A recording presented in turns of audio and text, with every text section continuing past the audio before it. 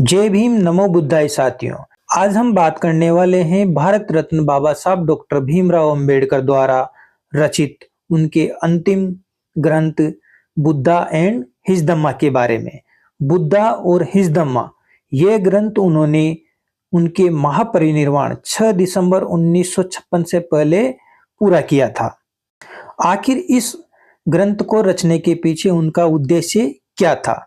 बाबा साहब इस पुस्तक के परिचय में लिखते हैं कि भारतीय जनता के एक वर्ग की बौद्ध धर्म में दिलचस्पी लगातार बढ़ती चली जा रही है और इसके लक्षण साफ साफ देखे जा सकते हैं। इसके साथ साथ एक और विशेष मांग भी लगातार बढ़ती जा रही है, वह है भगवान बुद्ध के चरित्र और उनकी शिक्षाओं के संबंध में एक स्पष्ट तथा संगत ग्रंथ की रचना।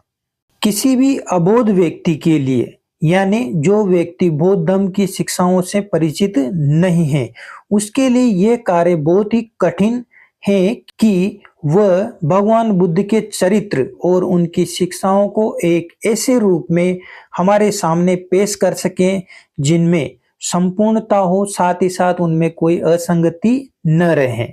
बाबा साहब आगे लिखते हैं कि पाली ग्रंथ दिग्ग निकाय के आधार पर यदि भगवान बुद्ध के जीवन चरित्र को लिखने का प्रयास करते हैं तो हमें यह कार्य सहज प्रतीत नहीं होता है और उनकी शिक्षाओं की सुसंगत अभिव्यक्ति तो और भी कठिन हो जाती है। इसका मतलब यहाँ यह कहने में कोई भी अतिशयोक्ति नहीं होगी कि संसार में जितने भी धर्मों के संस्थापक हुए हैं उनमें भगवान बुद्ध की जो चर्या है, जीवन चरित्र है, उसका लेखा जोखा हमारे सामने कई ऐसी समस्याएं पैदा करता है जिनका निराकरण यदि असंभव नहीं तो बहुत ही ज्यादा कठिन है। तो क्या ये आवश्यक नहीं है कि इन समस्याओं का समाधान किया जाए और बौद्ध धर्म के समझने और दूसरों को समझाने के मार्ग को निष्कंटक अर्थात सरल किया जाए? क्या अब वह समय नहीं आ गया है कि बौद्ध जन उन समस्याओं को लें, उन समस्याओं पर खुली चर्चा करें, विमर्श करें? वह क्या समस्याएं थी जिनका उत्तर बाबा साहब ने इस पुस्तक में देने का प्रयास किया है। पहली समस्या भगवान बुद्ध के जीवन की मुख्य घटना उनके प्रवज्ञा से ही संबंधित है और वह थी बुद्ध ने प्रवज्ञा ग्रहण क्यों की। परंपरागत रूप से लोगों ने मान लिया है कि उन्होंने प्रवज्ञा इसलिए ग्रहण की कि उन्होंने एक वृद्ध पुरुष, एक रोगी व्यक्ति तथा एक मुर्दे की लाश को देखा। स्पष्ट ही यह उत्तर गले नीचे उतरने वाला नहीं है। कारण जिस समय सिद्धार्थ ने प्रवज्ञा ग्रहण की थी उस समय उनकी आयु 29 वर्ष की थी। यदि सिद्धार्थ ने इन्हीं 3 दृश्यों को देखकर प्रवज्ञा ग्रहण की होती तो ऐसा कैसे हो सकता है कि 29 वर्ष की आयु तक सिद्धार्थ ने कभी किसी बूढ़े, रोगी और मृत व्यक्ति को देखा ही नहीं हो। ये एक ऐसी बहुत ही आम घटना थी जो सैकड़ों हजारों की संख्या में होती रहती है और सिद्धार्थ ने 29 वर्ष की आयु होने से पहले इसे कभी देखा ही नहीं होगा। इस परंपरागत मान्यता को स्वीकारना असंभव है कि 29 वर्ष की आयु हो जाने तक भी सिद्धार्थ ने एक बूढ़े, रोगी, मृत व्यक्ति को देखा ही नहीं था और 29 वर्ष की आयु होने पर ही पहली बार देखा हो। यह व्याख्या तर्क की कसौटी पर खरी नहीं उतरती है। तब प्रश्न पैदा होता है कि यदि व्याख्या ठीक नहीं है तो फिर इस प्रश्न का उत्तर क्या है? दूसरी समस्या तब उत्पन्न होती है जब 4 आर्य सत्यों की बात आती है।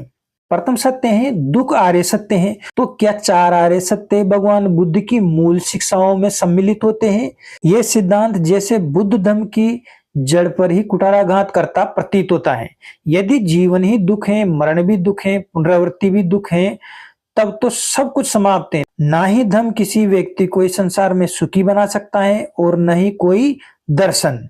यदि दुख से मुक्ति नहीं कर सकता तो धर्म कर ही क्या सकता है और बुद्ध भी किसी आदमी को दुख से मुक्ति दिलाने के लिए क्या कर सकता है?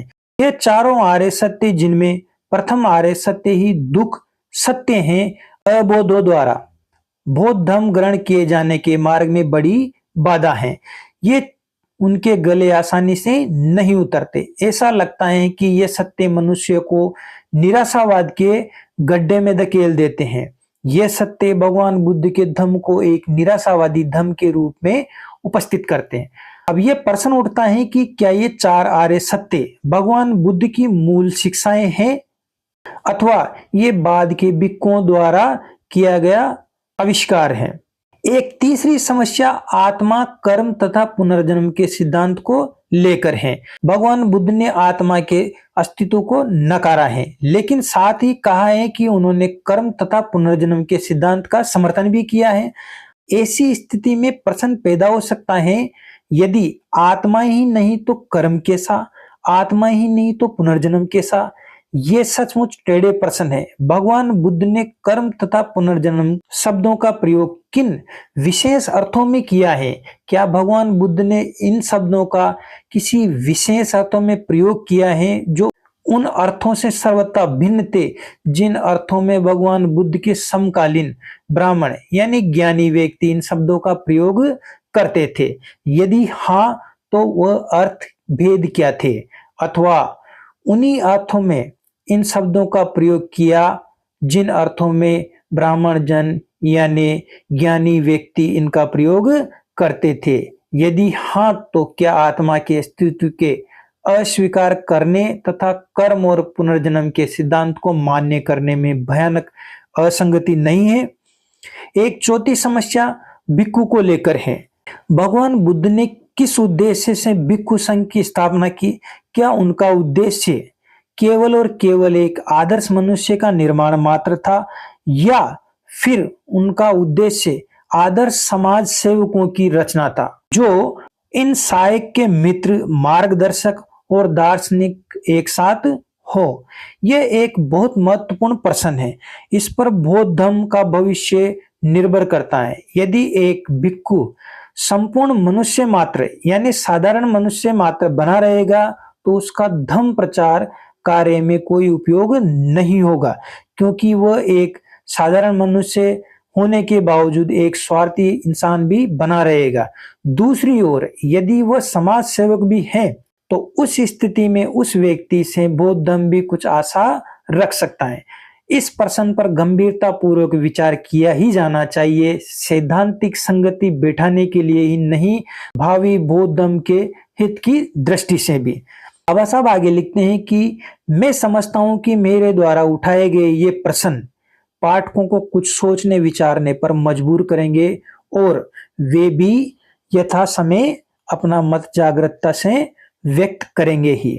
बाबा साहब ने ये पुस्तक कुल 8 खंडों में विभाजित की है, जिसके प्रथम खंड में सिद्धार्थ गौतम बोधिसत्व किस प्रकार बुद्ध बने के बारे में जानकारी है। द्वितीय खंड धम्म दीक्षाओं के आंदोलन से संबंधित है। तृतीय खंड बुद्ध ने क्या सिखाया से संबंधित है। चतुर्थ खंड हमें मजहब यानी धर्म और धम्म के मध्य विभेद बतलाता है। पंचम खंड संघ के निर्माण और संघ से संबंधित व्यक्तियों के बारे में है। छठा खंड भगवान बुद्ध और उनके समकालीन व्यक्तियों के बारे में जानकारी प्रदान करता है। सप्तम खंड महान परिवारजक की अंतिम चरिका। आठवां और अंतिम खंड हमें महामानव सिद्धार्थ गौतम के व्यक्तित्व के बारे में कुछ जानकारी प्रदान करता है। साथियों, इस पुस्तक के इन 8 खंडों के बारे में संपूर्ण जानकारी आगे आने वाली वीडियो में आपको मिलेगी।